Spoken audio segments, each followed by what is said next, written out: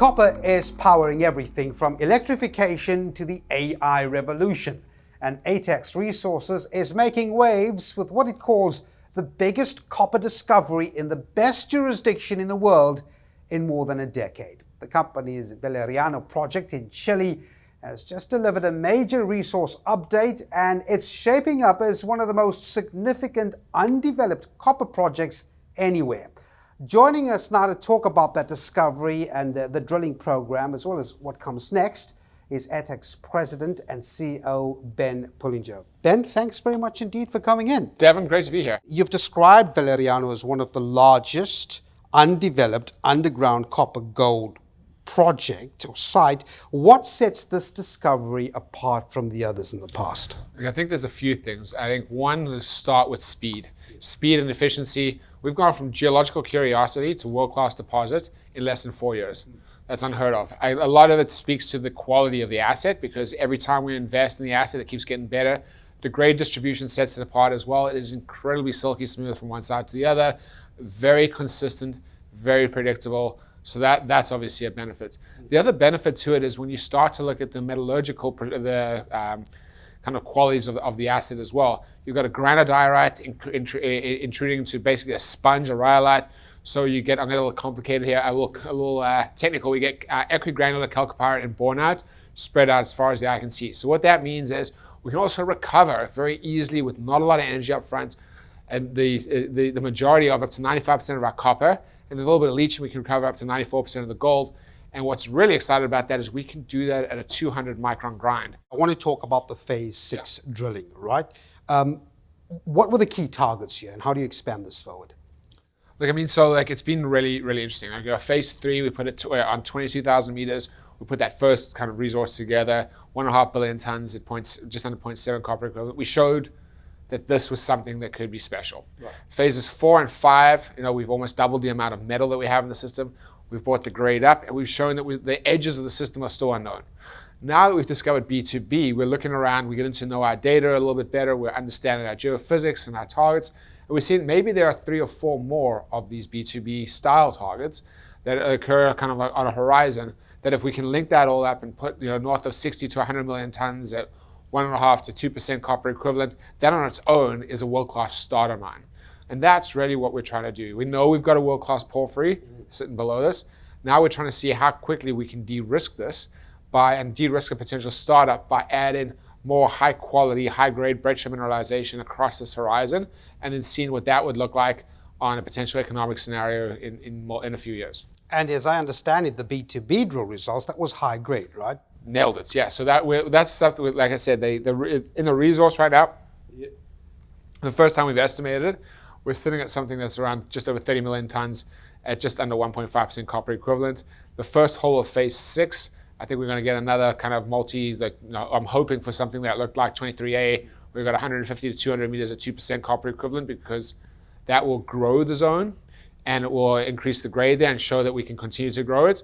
So our target for B2B alone is kind of like 30 to 50 million tons to start off with, about like 1.5 to 2%, because what we really want to see here is that can we put something together that on a 10 to 20 year life of mine can produce 3 to 5 million tons per annum on either, just throw out some like arm wavy metrics here, like on a sub-level cave or an open stoping operation. Globally, you're looking at a $30 to $50 per ton cost. A 2% copper equivalent rock per ton, you're looking at north of $200 per ton rock. So the margin on that is huge. We've got our neighbors El Encero to the north of us, which is an Antofagasta project, very similar in terms of the elevation, grade profile, and stuff to Atex. We put the two of those together. Now you're starting to form something that's incredibly world-class. Codelco to the north of us are drilling the El Torrente deposit, and we're looking at a couple things regionally. We started to stake some more land and really kind of like expand our potential there. And one thing we need to talk about as well is we now own surface rights over Valeriano, over El Encero, and El Torrente.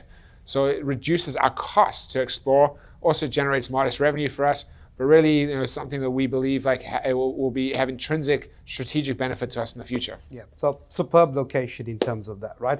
Yeah. I want to talk about Chile itself, right? Because Chile is an interesting one, often considered perhaps the capital of copper, but it comes with challenges, right? It's complicated at times.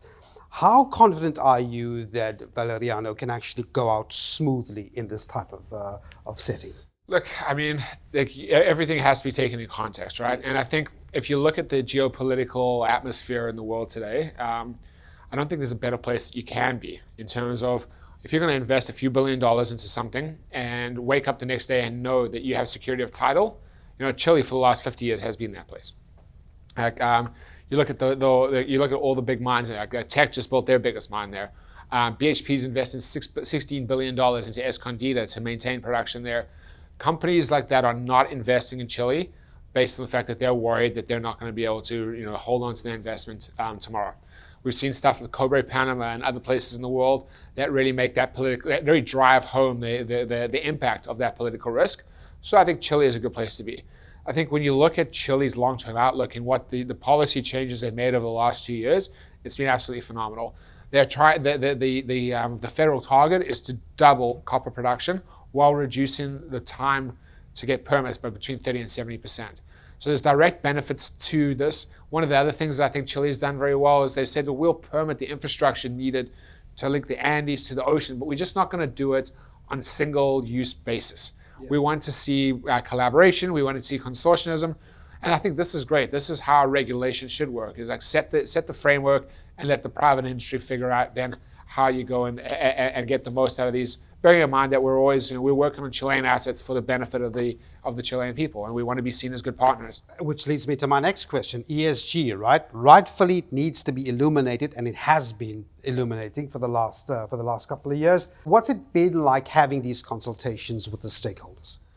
Honestly, like I've been through this a few times. Like when I was at Roxgold, a great story there. We had 5,000 artisanal miners sitting on top of our project. And this is where I learned the benefits with the team that we had there of early and often engagement. We got in there, we spoke to guys, and by the time that the fence went up, there were about 200 left, and they got jobs building fence posts, building bricks, like in the very different kind of level of sophistication in a different country.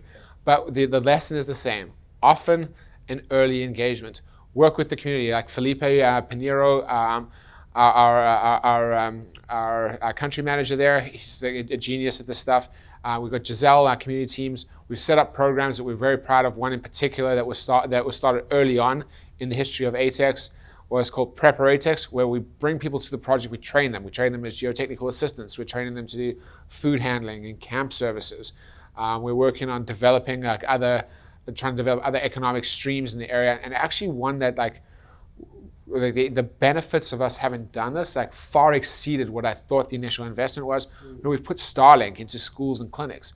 And one of the things that warms my heart every time I realize this, these are largely agrarian communities where the younger men, and typically are away working in Copiapó and stuff, doing work. So you've got the elderly and the young. Mm-hmm. And so anybody that's at risk has to travel a long way to get healthcare. So through this Starlink, the nurses, brilliant nurses, in these clinics and communities have created their own telehealth networks.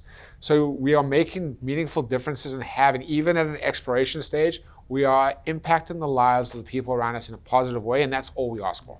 And it's the kind of stuff you want to see. Well, look, I'm going to have to leave it there. Atex President and CEO Ben Pullinger, thanks very much indeed for coming in. Devin, great to be here, and thank you very much for having us.